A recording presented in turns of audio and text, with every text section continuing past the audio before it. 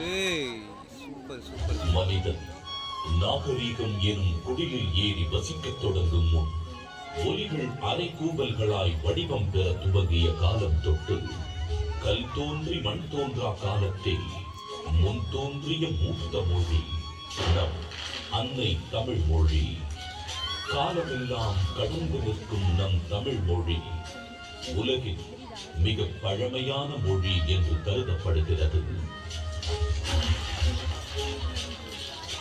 மொழிகளுக்கெல்லாம் தாய்மொழியாக திகழ்ந்து தமிழரின் வரலாறு, வாழ்வியல், அறம், மாண்பு மற்றும் கலாச்சாரத்தின் அடையாளமாக விளிர்ந்து வரும் அன்னை தமிழ் மொழியின் உண்மையை அதன் பண்பாடு, இலக்கியம், சிற்பக்கலை, ஓவியக்கலை, கட்டிடக்கலை மற்றும் கல்வெட்டுகளில் காண முடிகிறது.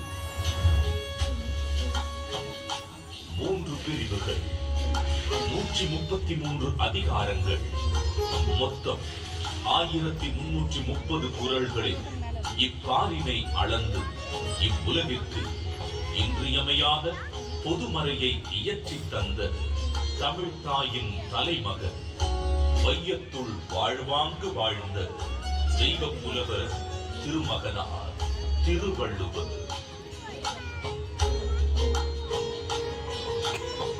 ஐயன் வள்ளுவனின் பிறந்த வருடம் தமிழக அரசால் கிமு 31 என்று வழங்கப்படுகின்றது.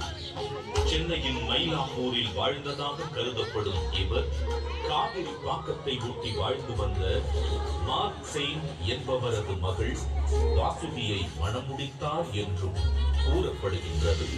தன்னை பற்றிய குறிப்புகள் மிக குறைவாகவே கிடைக்கப் பெற்றுள்ள போதிலும் தன் சொற்களால் தமிழ் கடத்தி சாதி மத வேதங்களை களைந்து மனிதத்தை உயர்த்தி பிடித்தவர் வள்ளுவர் திருமகனார்.